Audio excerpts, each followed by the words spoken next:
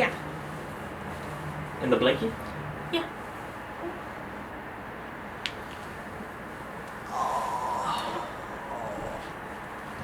Oh, somebody's hungry. You think it'll be too loud? No, it won't. Okay. I make Doug take a shower while I film my videos because obviously he's at home on like paternity leave, just because I don't like him hearing me talk about, not like the labor experience, but I just don't like him hearing me film videos. It like makes me nervous. I don't know why. But anyways, let's get on with the story. Hi guys, welcome back to my channel. So I wanted to film my labor and delivery vlog, or my labor and delivery story, before I forget, because I'm 3 weeks postpartum as of yesterday. So I had Annabelle on December 23rd. At 10:16 p.m. and basically I am gonna seriously forget everything, because if you guys have been through labor, especially if you had a C-section, you'll know that the whole experience is almost like, I don't know, you almost feel like you're in a dreamlike state and it just doesn't feel real. And yeah, I know I'm just gonna forget everything, so I'm glad I did vlog the whole day, which if you haven't seen, I did vlog it, so I will link it somewhere here and then down below if you want to watch it after this video or before. But basically, if you guys are wondering, Annabelle's right here.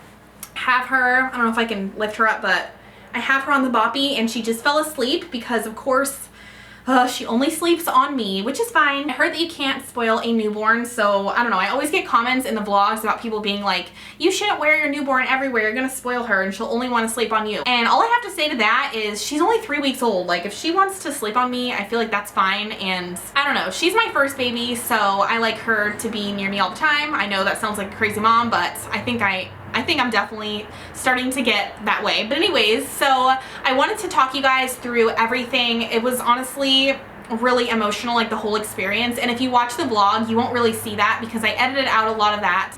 Okay, so I wanted to talk to you guys about the whole experience because, as you know, I had an emergency C-section. And even though I look really put together in the labor vlog and I don't know, I just don't look like very emotional in it. I don't even think I cried in it.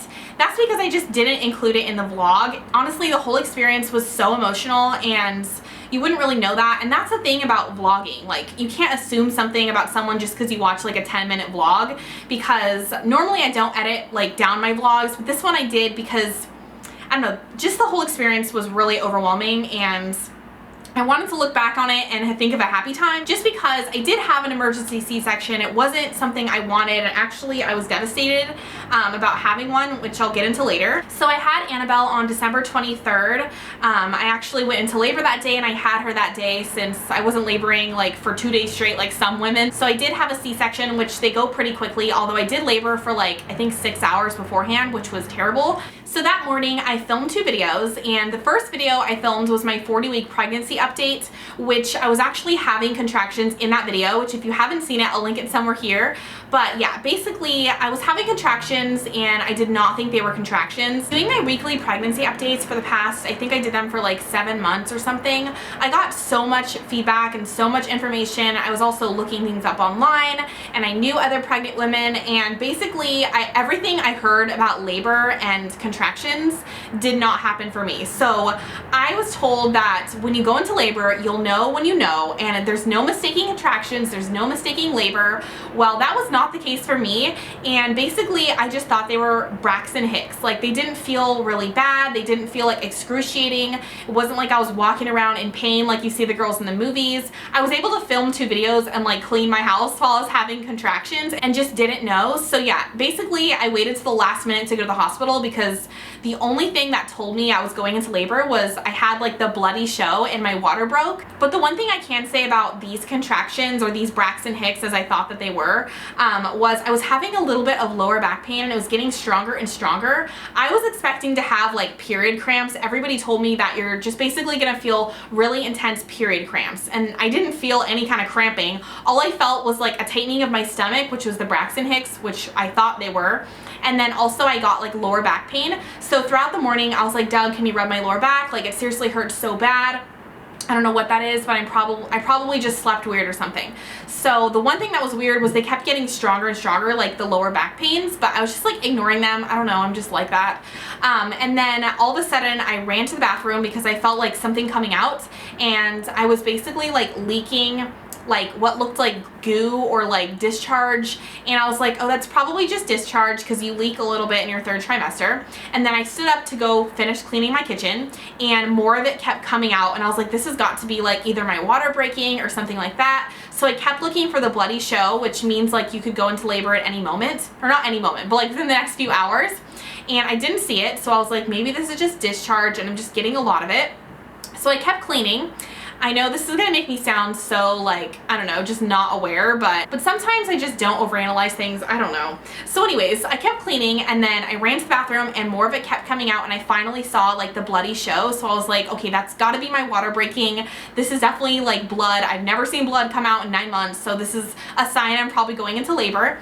So we get in the car, we put our hospital bags in, so we waited last minute, and we go to the hospital and we start timing my contractions. And I don't know what happened, but once I got in my car, the contractions started to get so intense. Like my lower back was on fire. It felt like the most pain I've ever had for sure in my life. Worse than like my breast augmentation surgery, worse than, I mean, that's the only other pain I've really experienced. That's really bad, but worse than any kind of pain ever.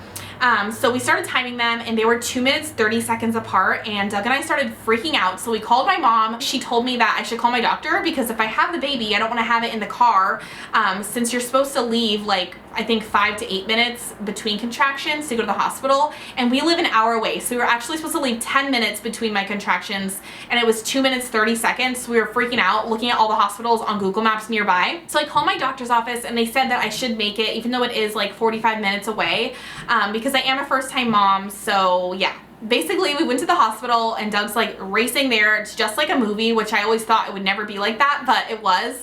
And we finally get to the hospital, and I can barely walk like as I'm having a contraction. And it's funny because I get like a bunch of comments on my labor and delivery vlog being like, oh my god, you look so good, you don't look like you're in pain, blah blah blah.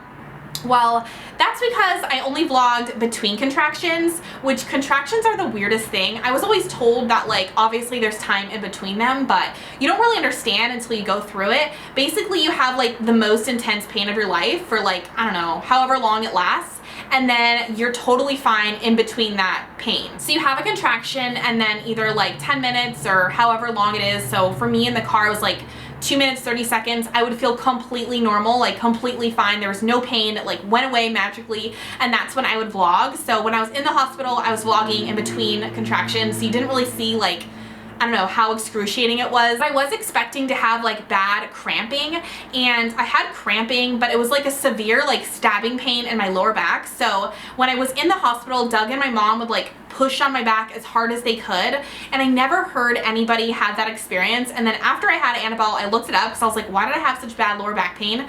But that basically means that I had a lower back, or I don't know what it's called, but it's called like a back labor or lower back labor or something. Apparently it's the worst kind of labor you can go through, which of course that would happen to me.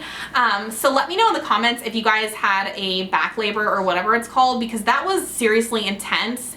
And it is, I would not wish that upon my worst enemy because it is terrible. So we get to the hospital, and it takes like an hour for them to get me a room. I don't know why. And I'm having like really bad contractions at this point. So I get a nurse, and she basically tells me that, I don't know, she says in like a nonchalant way, she's like, okay, well, let's see if they're gonna actually admit you and that you're gonna stay in the hospital. And I was like, what do you mean if they're gonna admit me? Like, do you not think I'm in labor? Do you not see like how bad I'm in pain? And she was like, yeah, but we'll see how you're dilated. And I was like, does this mean like women just come in thinking they're in labor all the time and they're not? And she's like, yeah, we don't really like trust mothers to know if they're in labor, or like first time moms. And I don't know, at that point I was like kind of annoyed because I was like, obviously I'm in labor, this is the worst pain of my life, like I'm not going home, I live an hour away. So she checked to see how far dilated I was, and that was weird because I mean, you get used to everything, but when you're in labor, you seriously bear it all. Your legs are like wide open, they're sticking their hands up your vagina to check to see how dilated you are, like way far up, like the farthest thing that's ever been stuck up there. They stick like their 2 fingers and they like feel around for what feels like an eternity, but I swear it's like a minute. It's like a long time, and they're just basically seeing how many centimeters dilated you are. And I think I was 4 centimeters when I got to the hospital, so they, I guess, admit you at 3 centimeters. So I was able to stay, luckily, but honestly I would have stayed at that hospital anyways because I was not going to go home at that point with that much pain. So right away I asked for an epidural, which still took like an hour and a half to get it. So thank you guys for telling me to ask for it right away, because holy moly, when you're laboring for like, I don't know, 3 or 4 hours. It is so bad, and by the time you get the epidural, you're like just dying. So a few hours went by, I finally got the epidural. It did not hurt. All they did was stick like a tiny needle up my back, and yeah, I mean, the only thing that seriously hurt was sticking the tiny needle in my back and having a contraction at the same time. That was like terrible. People were telling me the worst experiences with getting an epidural, and it honestly wasn't that bad. Just like was a little prick in my back, and the pain seriously went from like a 10 to like a 1 or a 2. That's how amazing an epidural is. I just have to throw this out there for all of my viewers that have had babies naturally, like without an epidural. You guys are super women. Like, I do not think I could have gone through back labor or whatever it's called without an epidural. I would have just felt like I was dying. So yeah, you guys are amazing. I just had to say that. So basically, as I'm having contractions with the epidural, it's not too bad, but it still hurts like enough for me to feel it. The doctor and the nurses are like huddled around the, I don't know, like the monitor, the screen in the room, and I'm like dealing with my contractions and the pain I'm feeling, so I'm not really noticing what they're doing. And then I noticed that Doug and my mom go over there, and I'm like, what are they all looking at? Like, what could it be? But they're probably just looking at, I don't know, my contractions or the baby's heart rate or whatever, so I wasn't that concerned about it. So the nurses came over to me and told me that basically it looks like Annabelle's heart rate like gets a little distressed and it drops whenever I have a contraction, so they were kind of concerned about it. So they put like a monitor inside of me on her head, which is crazy. They like stuck up, like it was like a tube up there and like put it on her head, and it monitored her heart rate and also my contractions, I think. And at that point I wasn't that worried because I was like, well, I am having contractions, it is going to make her distress a little bit. Like, I don't know, they didn't seem that concerned. So the doctor came inside and was like looking at the monitor, and I finally was like, what's going on? Like, why do you keep looking at the monitor? It's kind of freaking me out, so let me know like what is happening. So he told me that her heart rate would drop enough for it to be like a really big concern. So at that point I was like, oh my god, this is something to be concerned about, because the doctor is like just keeps coming in the room, and I don't know, they're not supposed to come in all the time like that. So basically they were saying that she wasn't reacting well to the labor, and it would be hard for her to come out without her heart rate to drop a lot. And it's scary because I didn't know anything about this. I had to look it up all afterwards. But basically when your baby's heart rate drops and she's not getting like enough oxygen in the womb, it can cause like mental problems. So I'm sure you guys with C-sections, this has happened to you and you know what I'm talking about. But basically it's called fetal distress, and it's one of the, I don't know why I did air quotes, it's called fetal distress, and it's one of the reasons why women get C-sections. But I didn't know that at the time. I was like, okay, so what are we gonna do about it? Like, not even thinking a C-section was an option. So after that, they tried to do everything they could to not give me a C-section. So they put like fluid in my body to make her more, I don't know, to make her more stable. I don't really know what that does. They also gave me Pitocin to induce the labor just because I wasn't dilating fast enough, and her heart rate kept dropping a lot. So that was like a big concern since she wasn't getting enough oxygen. So yeah, the doctor came over to me after a few hours of them trying everything. They were turning me on all different sides, on my left, on my right, to get her to like move into a better position so she wouldn't be in so much distress. And her heart rate wouldn't drop. So the doctor finally came in and was like, listen, we have to give you a C-section. Basically said that he wouldn't want me to risk her not getting enough oxygen and then something happening after she comes out of the womb and it's just being bad because she's in so much distress. So when he told me that, I don't know, in the back of my mind, I don't know if it was because I was just on drugs or if it was because I was really overly emotional about everything, but at first I just like didn't believe that I needed a C-section. I don't know, you hear about so many women getting C-sections, especially like back in, I think it was like in 2005, the rate of C-sections was like sky high, and they were just giving C-sections for what seems like no reason, and now there's like all these laws and these rules that you can't give like a C-section unless it's an actual cause. But I just like had read so many women getting C-sections that I did not want to get one for no reason, just because they wanted to just progress my labor super quickly, which I know that sounds really naive, but basically my sister, right before I went into labor, she told me, don't let them give you a C-section if it's not necessary. Like, you can say no, you have a right.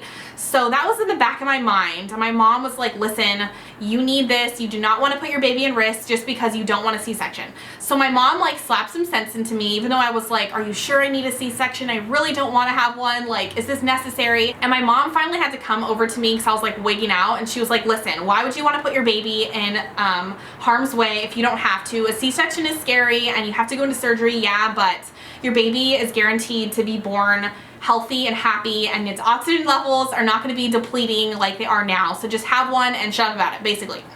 So after my mom told me that and like slapped some sense into me, I was like, okay, I just have to trust that this is how it's gonna be. And yeah, so after I like came to terms with it and realized that I didn't want to put my baby in harm's way just because I didn't want to have surgery, I was fine about it. And that's when I started vlogging and I was like, okay, I'm having a C-section. I said that in the vlog.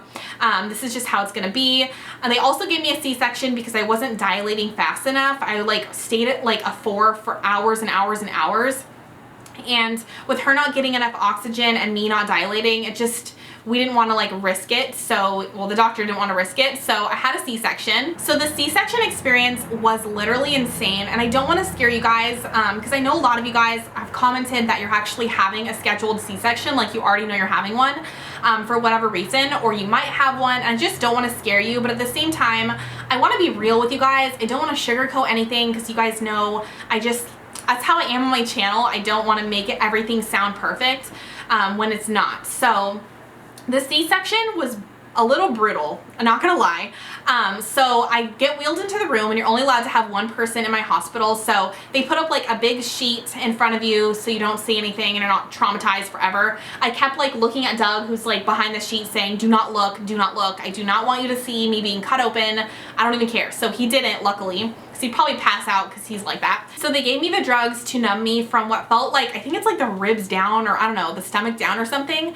And those drugs made me shake uncontrollably. So my hands were literally shaking like this. And I was like, is this normal? Am I having like a bad reaction? Am I allergic to the drugs or whatever? And they said, no, it just makes you shake. It's okay. Just try and like stay calm and everything like that. So Doug's like holding my crazy shaking hands and you're laying like this, like on a table. And so anyways, I get wheeled in, they give me the drugs, and before I know it, they're like using, I don't know, a scalpel or whatever to like cut open my stomach, obviously to get the baby out. And so I feel like a ton of pressure right when they stab into my stomach, which is normal. You're supposed to feel like pressure. And then I start to feel pain. And this is why, I don't know, I don't want to traumatize you guys, but I want to tell you this part of it because this is my experience and I doubt this happens to anybody but me. I start to feel a lot of pain right when they like stab into me, and I'm like, whoa, whoa, whoa, I feel a lot of pain, I feel a lot of pain. And the anesthesiologist, which is like right above me holding my other hand, he was so nice, but he was like, well, you're supposed to feel pressure, they're like cutting into you. And I was like, I know I'm supposed to feel pressure, but I'm not supposed to feel the scalpel go into my stomach. So they didn't stop. So they start like cutting more and I start screaming because, I don't know, it sounds like I'm a really dramatic person, but I promise you I have a really high pain tolerance, and even my doctor confirmed it after I, after the C-section was done and after the recovery and everything, he told me that. So it's not that I'm dramatic and that I'm squeamish or anything like that. So as I'm screaming, the anesthesiologist tells the doctors to stop and that they need to like wait for the medication to kick in, just so I'm more numb. So I was like, yeah, this is not right. This does not feel right. This is not how it's supposed to feel. I know that drugs are supposed to work and you're supposed to feel like absolutely nothing except for pressure. So basically what happened was my doctor started cutting into me before like the drugs started to kick in and the numbing started to happen. So my stomach wasn't numb like fully. So we waited a few minutes for it to get numb, and they kept asking if I could feel my toes or my legs, and after a while I felt like nothing. So they did cut into me and it felt like just really intense pressure on my stomach, but it wasn't painful. So yeah, that was crazy. I told Doug that it felt like I was in Sparta or like Marco Polo or some kind of crazy like show, because they're just like cutting into me and I could feel it. But after they waited for everything to be numb, I didn't feel anything. It wasn't like super painful or anything like that. So yeah, don't freak out about the C-section if you're gonna have one. It's not that bad, honestly. And I know a lot of people comment and say, that's not fair that you're saying that C-sections aren't that bad. Mine was terrible. And it's the same thing for like a regular vaginal birth as it is for a C-section. One person's experience could be very traumatic and they could be in a ton of pain, even for a vaginal birth or for a C-section. And then another person's experience could be that it's not that bad. So for me, the pain wasn't so bad that I wouldn't have another child or that I wouldn't have another C-section. And yeah, so don't freak out about it. It is what it is. If you have to have one, it's not the end of the world. So after that, they put Annabelle on my chest and I get to see her for a few, I don't know, at first they basically told me that she has to go right away, and I was like, no, I need to have skin to skin with my baby. Apparently you're not really granted skin to skin when you're in the OR. The whole experience was very traumatic. I told the nurse that I really want to have it. I was like begging her to give me Annabelle so I could like have her on my chest. So they let me have her for a few minutes and they took her away, which really sucked. And that's like the sucky thing about a C-section. But you know, you have to like be in recovery and all that stuff, so you can't have your baby during that time. So they take me to the recovery room for like an hour and a half, and Annabelle's like getting weighed and like all of her, I don't know, just getting cleaned up and everything. And yeah, so I'm in recovery and I'm still coming down from being like, I don't know, really shaky and everything like that. And yeah, so after that I go into my hospital room and they finally give me her and everything is fine. As far as the recovery, I'll probably go into that in my postpartum update, like my 1 month, but the pain was really bad the first 3 days. Like it was hard for me to walk and it was hard for me to take care of her, but luckily Doug was there to like help me change her and help me like breastfeed, because you don't want to like put her on the incision. What I can tell you about the scar, because people are very worried about the scar, my scar is pretty much like not noticeable. I mean, it's there, but it's not like as bad as I thought it would be. It's under my underwear line and it's really small. I don't know how they got her out of there. But yeah, the scar is really not that bad, so don't worry about that. So that's basically it for my experience.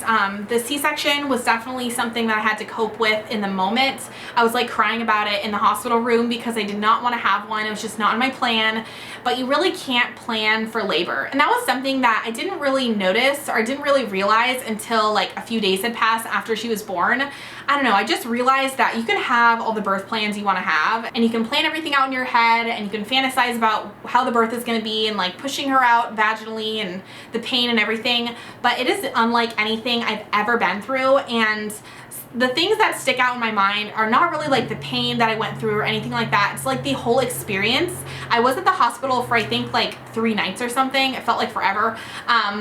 But that was because I did have a C-section, so you have to stay longer. But the whole experience is like so crazy, and it was a really good experience. Even though I had surgery and I was like cut open and I could feel a little bit of the pain in the beginning, it wasn't anything that would turn me off from having another baby. It was actually a really enjoyable experience. It was really exciting, and I don't know, it's all worth it in the end once you have your little baby. So that's it for this video. If you guys have any questions for me, feel free to leave them in the comments below and I will definitely respond to them. It's been kind of hard to respond to my comments lately because I'm breastfeeding all the time. Usually I'm holding like either my boob or her head, so I have to like respond with one hand and I can't like say everything I want to say. So I'll try to respond to the comments on this video and I'll actually like sit down and like respond to them. So yeah, thank you guys again so much for following my journey. I'll definitely do postpartum updates, probably not on a weekly basis because I feel like that's a little overdone and nothing really is going to change every week, but maybe every 2 weeks or something like that. So yeah, thank you guys again and I will see you in my next video. Bye guys.